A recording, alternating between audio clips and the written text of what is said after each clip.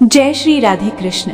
सनातन धर्म की पावन परंपराओं में एकादशी व्रत का अत्यंत विशेष महत्व माना गया है और जब फाल्गुन मास के शुक्ल पक्ष की एकादशी आती है तो उसका महत्व और भी बढ़ जाता है।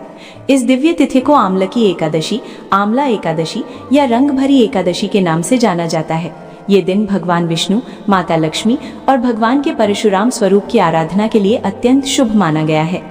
मान्यता है कि इस दिन श्रद्धा और नियम पूर्वक व्रत करने से मनुष्य के जीवन के समस्त पाप नष्ट हो जाते हैं, दुख दूर होते हैं और सुख समृद्धि का आगमन होता है। जो भी भक्त सच्चे मन से इस व्रत को करता है उसके जीवन में शांति, संतोष और ईश्वर की कृपा अवश्य प्रकट होती है। सनातन परंपरा में आंवले के वृक्ष को अत्यंत पवित्र माना गया है, इसलिए इस दिन आंवले के वृक्ष के नीचे बैठकर पूजा करने का विशेष विधान बताया गया है। ऐसा कहा जाता है कि आंवले के वृक्ष में स्वयं भगवान विष्णु का वास होता है, इसलिए उसके समीप बैठकर की गई पूजा अत्यंत फलदायी होती है। यदि आप भी सनातन धर्म की ऐसी ही पवित्र कथाएं, व्रत विधियां और आध्यात्मिक जानकारियां नियमित रूप से सुनना चाहते हैं तो हमारे चैनल सनातन व्रत मार्ग को अभी सब्सक्राइब कर लीजिए, वीडियो को लाइक कर दीजिए और इसे अधिक से अधिक भक्तों तक शेयर कीजिए, क्योंकि आपका एक क्लिक किसी और के जीवन में भी भक्ति का दीप जला सकता है। बेल आइकन अवश्य दबाएं ताकि आने वाले हर पावन अवसर की जानकारी आपको समय पर मिलती रहे। अब आइए श्रद्धा के साथ आमलकी एकादशी व्रत की पवित्र कथा का श्रवण करते हैं। प्राचीन काल में अयोध्या के राजा मांधाता अत्यंत धर्मपरायण और प्रजावत्सल शासक थे। वे सदैव अपने राज्य की सुख समृद्धि और प्रजा के कल्याण के लिए चिंतित रहते थे। एक दिन उनके मन में विचार आया कि ऐसा कौन सा व्रत या उपासना है जो मनुष्य को सर्वोत्तम फल प्रदान करती है और जिसके पालन से जीवन धन्य हो जाता है। इस जिज्ञासा को साथ वे अपने कुलगुरु महर्षि वशिष्ठ के पास पहुंचे और विनम्र भाव से बोले कि हे गुरुदेव, कृपा करके मुझे ऐसा व्रत बताइए जो अत्यंत पुण्यदायक हो, जिसका श्रवण और पालन करने से मनुष्य का कल्याण हो और उसे मोक्ष की प्राप्ति हो सके। महर्षि वशिष्ठ ने राजा की प्रार्थना सुनकर प्रसन्नता प्रकट की और कहा कि हे राजन, मैं तुम्हें आमलकी एकादशी का महात्म्य सुनाता हूँ, ध्यान पूर्वक सुनो। बहुत समय पहले वैदिक नामक एक नगर था। उस नगर के राजा चित्ररथ थे, जो चंद्रवंश के तेजस्वी और धर्मनिष्ठ शासक थे। वे भगवान नारायण के अनन्य भक्त थे और उनके राज्य की पूरी प्रजा भी धर्म का पालन करने वाली थी। उस राज्य में प्रत्येक मास आने वाली सभी एकादशियों का व्रत अत्यंत नियम और श्रद्धा के साथ किया जाता था। इतना ही नहीं, वहाँ के पशु पक्षी तक एकादशी के दिन अन्न का सेवन नहीं करते थे। पूरा राज्य भक्ति, अनुशासन और धर्म के प्रकाश से आलोकित रहता था। राजा चित्ररथ न्यायप्रिय थे और अपनी प्रजा को अपने परिवार की तरह मानते थे। एक बार फाल्गुन शुक्ल पक्ष की आमलकी एकादशी आई। उस दिन राजा ने संकल्प लिया कि वे अपनी समस्त प्रजा के साथ नगर के बाहर स्थित एक सुंदर उपवन में जाकर आंवले के वृक्ष के नीचे भगवान की विशेष पूजा करेंगे। वहाँ एक शांत सरोवर भी था, जिसकी शीतल वायु वातावरण को और भी पवित्र बना रही थी। राजा ने विधि पूर्वक कलश की स्थापना की, उस पर छत्र, वस्त्र, पुष्प, धूप, दीप और नैवेद्य अर्पित किए और आंवले के वृक्ष को भगवान का स्वरूप मानकर उसकी पूजा आरंभ की। उन्होंने प्रार्थना की कि हे परम पवित्र धात्री, हे भगवान के प्रिय वृक्ष, आप भक्तों को भक्ति और मुक्ति प्रदान करने वाले हैं। हमारे पापों का नाश कीजिए और हमें धर्म मार्ग पर स्थिर रखिए। पूरी प्रजा भी अत्यंत श्रद्धा के साथ पूजा में सहभागी बनी रही। रात्रि होने पर सभी भक्तों ने जागरण किया, भजन कीर्तन हुआ और भगवान की कथाओं का श्रवण चलता रहा। उसी समय एक संयोग से एक शिकारी, जो दिन भर वन में भटकते भटकते थक चुका था और भूख प्यास से व्याकुल था, वहां आ पहुंचा।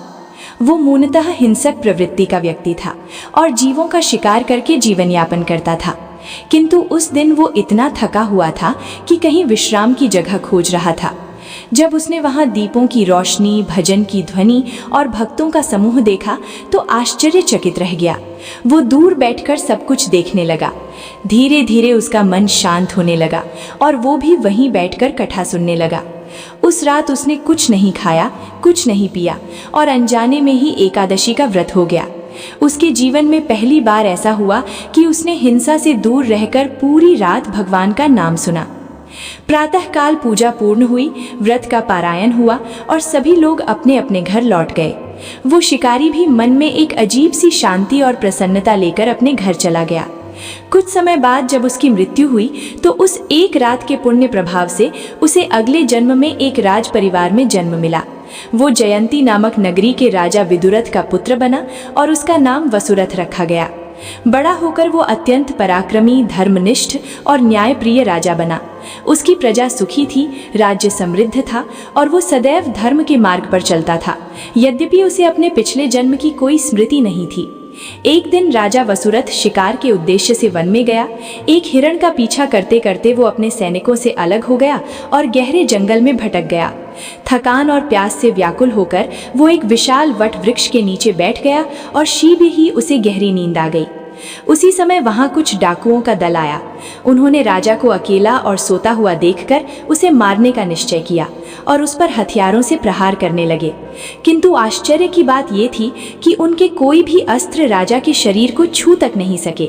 वे और अधिक क्रोधित हो गए और एक साथ उस पर टूट पड़े। तभी अचानक राजा के शरीर से एक तेजस्विनी दिव्य स्त्री प्रकट हुई, जिसके हाथ में तलवार थी और जिसका रूप अत्यंत प्रचंड था। उसने उन सभी दुष्टों का विनाश कर दिया। डाकुओं का अंत होते ही वह देवी अदृश्य हो गई। शोर सुनकर राजा की नींद खुली और उसने चारों ओर मृत शरीर देखे तो आश्चर्य में पड़ गया कि यह सब कैसे हुआ। तभी आकाशवाणी हुई कि हे राजन, भगवान की कृपा से ही तुम्हारी रक्षा हुई है। पूर्व जन्म में तुमने आमलकी एकादशी का व्रत किया था, उसी पुण्य के कारण तुम्हारी रक्षा के लिए यह दिव्य शक्ति प्रकट हुई। यह सुनकर राजा भाव विभोर हो उठा और भगवान के प्रति कृतज्ञता व्यक्त करते हुए अपने नगर लौट आया।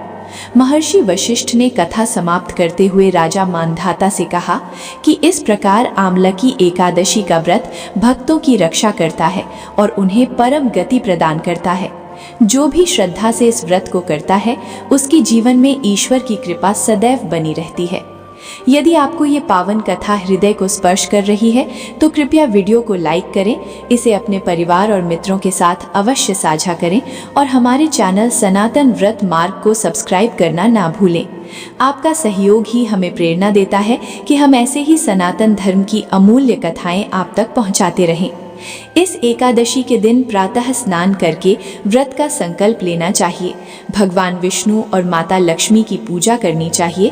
विष्णु सहस्त्र नाम या ओम नमो भगवते वासुदेवाय मंत्र का जप करना चाहिए और यथाशक्ति दान करना चाहिए। आंवले के वृक्ष की पूजा विशेष रूप से शुभ मानी जाती है। कहा जाता है कि इस व्रत से धन, वैभव, संतान सुख, मानसिक शांति और अंततः मोक्ष की प्राप्ति होती है। यह केवल एक धार्मिक अनुष्ठान नहीं, बल्कि आत्मशुद्धि और ईश्वर से जुड़ने का माध्यम है। जो व्यक्ति नियम पूर्वक व्रत करता है, कथा सुनता है और भगवान का स्मरण करता है, उसके जीवन की नकारात्मक शक्तियां दूर होने लगती हैं और सकारात्मक ऊर्जा का प्रवाह बढ़ता है। इसलिए इस दिन क्रोध, झूठ, छल और बुरे विचारों से दूर रहकर केवल भक्ति और सदाचार में मन लगाना चाहिए। आप सभी भक्तों को आमलकी एकादशी की हार्दिक शुभकामनाएं। भगवान विष्णु और माता लक्ष्मी की कृपा से आपके जीवन में सुख, शांति, स्वास्थ्य और समृद्धि बनी रहे। यदि यह कथा आपको अच्छी लगी हो तो अंत में एक बार फिर निवेदन है कि वीडियो को लाइक करें, कमेंट में जय श्री हरि अवश्य लिखें, सनातन व्रत मार्ग चैनल को सब्सक्राइब करें और बेल आइकन दबाकर हमें अपना आशीर्वाद दें, ताकि हम ऐसे ही पवित्र व्रतों की कथाएं और सनातन ज्ञान आप तक पहुंचाते रहें। जय श्री राधे कृष्ण। धन्यवाद।